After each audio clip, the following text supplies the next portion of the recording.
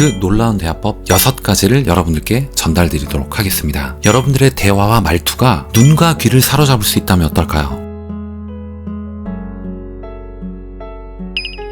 안녕하세요, 따둑따둑입니다. 여러분들은 매일 성장합니다. 왜냐면 매일 저와 1%의 작은 성공을 반복하고 있기 때문입니다. 오늘도 역시 저번 시간에 이어 왓튼스쿨 마케팅학의 최고 권위자가 이야기하는 어떻게 하면 더 유리한 말투, 더 유리한 언어, 더 영향력 있는 사람이 될 수 있는가에 대해서 책 매직워드에서 얻은 인사이트에 제 생각을 얹어서 여러분들과 이야기 나눠보도록 하겠습니다. 지금 여러분들의 말투는 혹시 어떠신가요? 상대방이 여러분들의 말투에 귀를 기울이고 있나요? 유심히 경청을 하고 있나요? 그에 대해서 이 책의 저자인 조나 버거는 6가지 방법을 제안을 합니다. 첫 번째는 적절한 실수를 배치하라는 겁니다. 이거는 왜 어떤 사람은 실수하면 호감도가 올라갈까? 라는 의문과 연결되어 있습니다. 만약에 무능한 사람이 실수를 하거나 잘못하게 되면 원래부터 갖고 있던 부정적 인상이 더욱 강해질 수 있습니다. 근데 반대로 유능한 사람이 실수하면 반대 효과가 나타난다라는 겁니다. 성공한 사람은 타인의 공감을 얻기 어렵기 때문이에요. 정말 유능하고 탁월한 사람이 가끔 실수를 저지르거나 잘못을 하게 되면 저 사람 인간적인데? 이런 반응이 나오는 것과 같습니다. 더 호감도가 높아진다는 겁니다. 두 번째는 롤러코스터와 같은 상황을 조성해보는 겁니다. 이야기에는 기승전결이 있어요. 상승과 하강, 이런 리듬이 있다는 겁니다. 재밌는 영화, 재밌는 동화에는 유사한 방식의 이야기 흐름이 있습니다. 즉 이야기에는 긴장감이 관건이다라는 거예요. 사람들의 눈과 귀를 사로잡는 이야기란 뭘까? 긴장감 있는 스토리란 뭘까? 이런 거예요. 어떤 긍정과 부정이 계속 반복되는 겁니다. 저점과 고점을 왔다 갔다 하다가 최종적으로는 행복한 결말로 끝나게끔 하는 거. 우리가 흔히 유명하다라고 말하는 모든 영화, 베스트셀러, 연극 작품들이 전부 이러한 흐름을 가지고 있습니다. 성공, 실패, 성공, 좌절, 성공하는 스토리. 매우 긍정적인 순간과 아주 부정적인 순간이 적절히 배치된 영화가 더 성공했다라는 겁니다. 그리고 카타르시스라고 할 수 있는 가장 마지막에 이 승리는, 행복감은 패배의 목전에서 낚아챘을 때 가장 만족감이 크다라는 걸 이 사람들은 이미 알고 있습니다. 그렇기 때문에 여러분들의 말투에서도 이런 정도의 흐름, 스토리텔링은 가지고 있어야 된다, 이렇게 제안을 하는 거예요. 세 번째 방법은 다양한 상황을 적절히 배치하는 겁니다. 역경을 강조하거나 저점에서 고점을 오르내리도록 이렇게 줄거리를 풀어내는 것.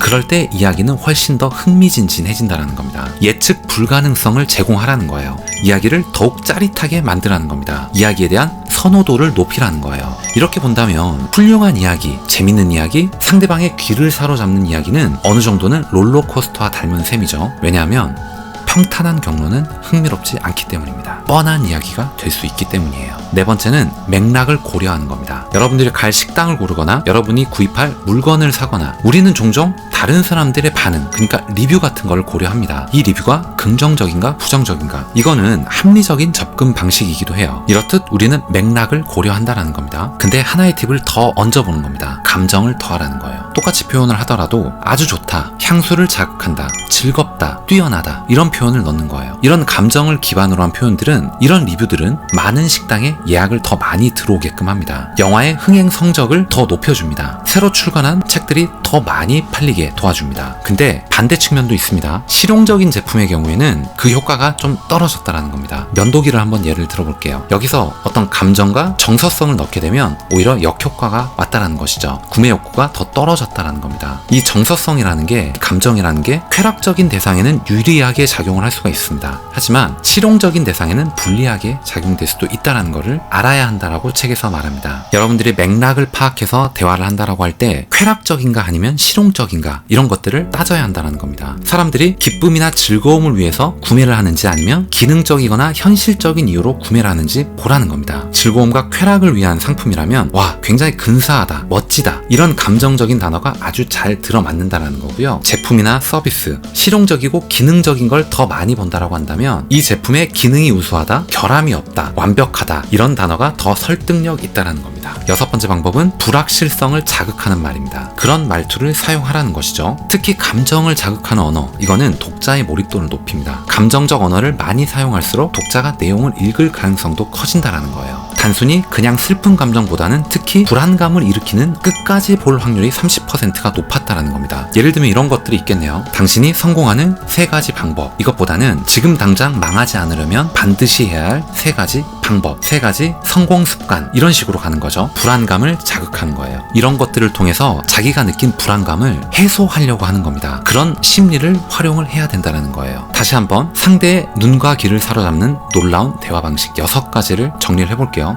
첫 번째는 사소한 단점을 강조하는 겁니다. 이것은 인간미를 어필할 수 있다는 거예요. 두 번째는 롤러코스터와 같은 상황을 조성하는 겁니다. 성공과 실패, 갖은 고생 끝에 얻은 성공이 더욱 달콤하다라는 걸 느끼게 해주는 거예요. 그리고 맥락을 고려하는 것, 감정적인 것과 이성적인 것이 필요한 분야는 다르다. 이것에 대한 맥락을 확실히 파악하고 언어를 사용해야 된다. 이 얘기를 해봤습니다. 그리고 마지막으로 불확실성을 자극하는 말투를 써라. 즉 이러한 것들을 통해서 여러분들이 하고자 하는 말을 끝까지 듣게끔 만들 수 있다는 겁니다. 상대방이 불확실성을 해소하기 위해서 그 글을 끝까지 보게 만든다라는 겁니다. 이런 심리도 이용할 줄 알아야 된다라는 그런 이야기까지 해봤습니다. 오늘 여러분들께 드린 이야기가 조금이라도 도움이 되셨거나 재밌게 들으실 수 있으셨다면 좋아요 그리고 구독 꼭 부탁드리겠습니다. 그리고 여러분들의 머릿속에 들었던 생각과 의견을 자유롭게 댓글을 통해서 남겨주세요. 다음 시간에 더 좋은 내용, 더 좋은 컨텐츠를 가지고 인사드리도록 하겠습니다. 이상 따뜻한 성장을 꿈꾸는 따둑따둑이었습니다. 감사합니다.